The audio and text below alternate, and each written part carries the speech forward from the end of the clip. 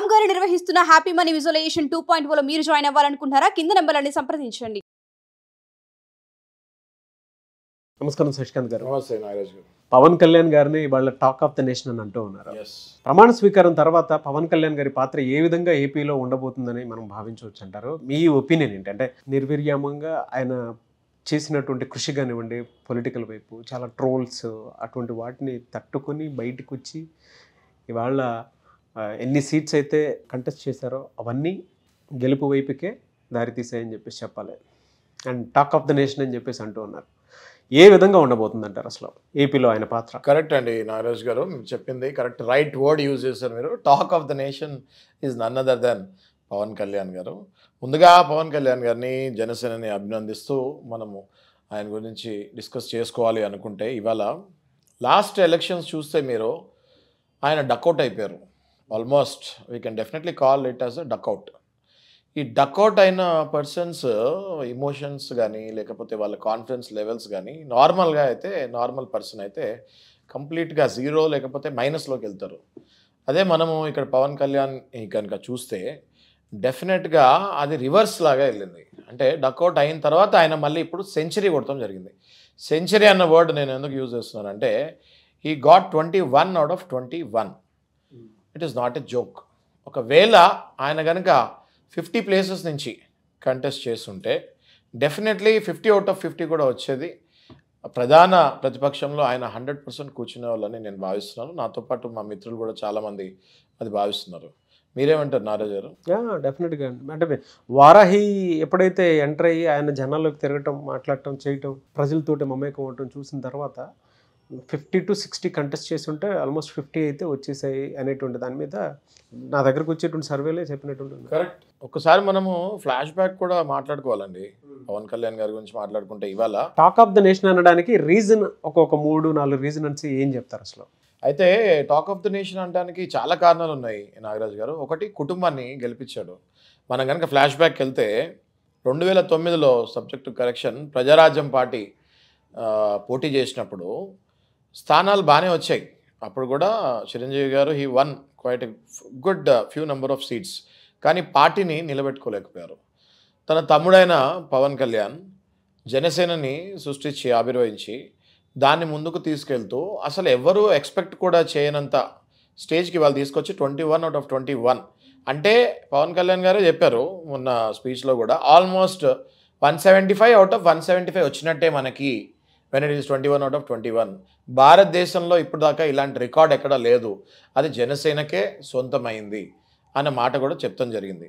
ఆయన అలాగే అది చెప్పినప్పుడే నేను ఇప్పుడు దాకా అన్నీ అపజయాలే కానీ విజయాలు ఏమీ చూడలేదు, ఎక్సెప్ట్ ఎప్పుడో ఒక తొలి ప్రేమ సినిమా తప్ప అని అన్నారు. అయితే మనం కంపేర్ చేసుకుంటే తొలి ప్రేమ తర్వాత గబ్బర్ సింగ్ కానివ్వండి, తమ్ముడు కానీ ఇలాంటి పిక్చర్స్ హిట్ అయినా కూడా ఆయన ఎందుకు అలా అన్నారు అంటే, గబ్బర్ సింగ్ తర్వాత మనం చూసుకుంటే ఆయన కంప్లీట్గా గ్రాఫ్ కూడా మొత్తం డౌన్ఫాలే ఉంది ఎక్కువ మటుకు. అంత బంపర్ హిట్స్ ఎక్కడ రాలేదు. అయినా కూడా ఆయనలో ఒక కసి, ప్రజలకి ఏదో సేవ చేయాలన్న ఒక భావన, అది మాత్రం రోజు రోజుకి ఇంతింతాయి వటుడింతాయి అని ఏదో అన్నారు కదా ఆయన, అలాగే పెరుగుతూ పెరుగుతూ ఒక కొండంతా తయారైంది. ఇవాళ మనం ఎలక్షన్స్ క్యాంపెయిన్లో కనుక చూస్తే వారాహి యాత్ర స్టార్ట్ అయిన తర్వాత ఆయనకు వచ్చిన వేవ్ నార్మల్ వేవ్ కానే కాదు.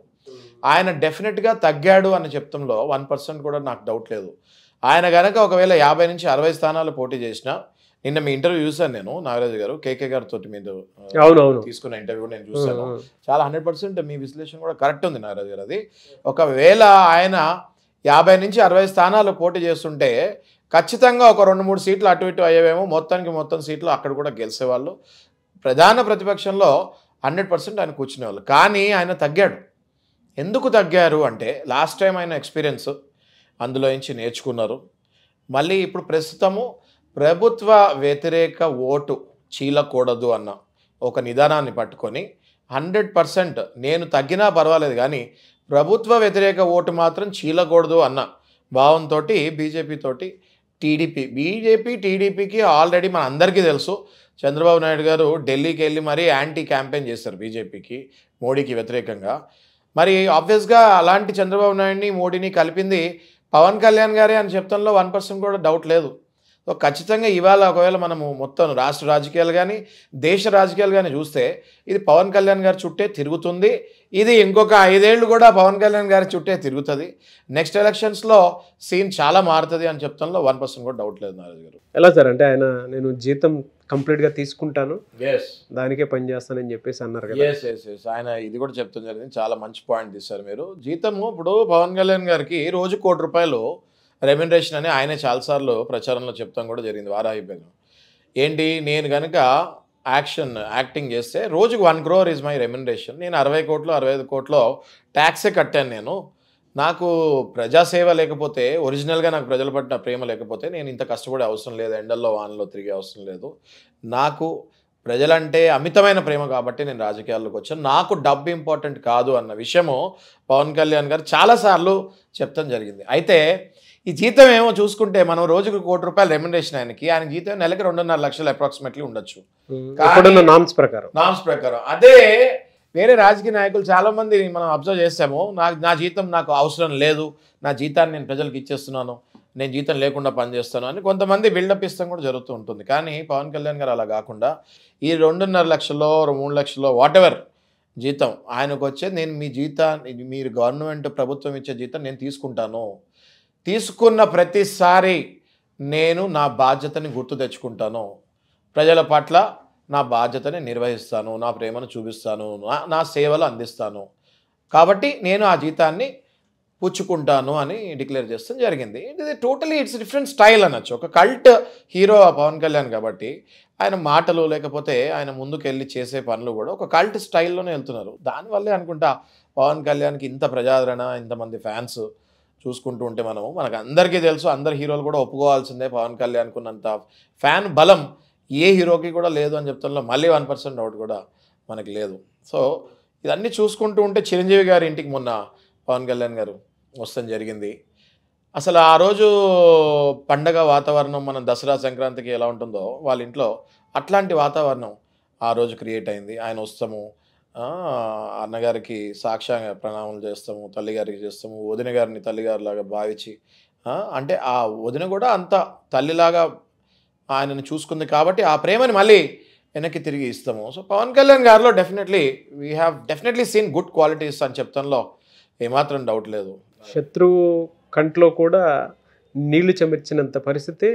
ఆయన వెళ్ళి సాష్టాంగ నమస్కారం ఎప్పుడైతే చేశారండి చిరంజీవి గారికి, చెప్పులు పక్కన పెట్టి మరి అసలు ప్రతి ఒక్కరిలోనూ అరే మేము ఎంత ఇదిగా ఉన్నా కూడా అన్నదమ్ముల్లా కలిసి ఉండాలని చెప్పడానికి అదొక పెద్ద ఈ జనరేషన్లో ఇప్పుడు ఇలాంటి పవన్ కళ్యాణ్ గారి బిహేవియర్ చూసిన తర్వాత జనాల దృష్టిలో ఆయన మీద రెస్పెక్ట్ కానీ లేకపోతే అభిప్రాయాలు ఎవరైతే 3 పెళ్ళిళ్ళు అని కించపరిచి మాట్లాడారో అవన్నీ తుడుచుకుపోయి ఇంకా ఫ్యాన్ ఫాలోయింగ్ ఆయనకి బాగా పెరుగుతుందని నేను భావిస్తున్నాను Nagaraj garu. No doubt sir.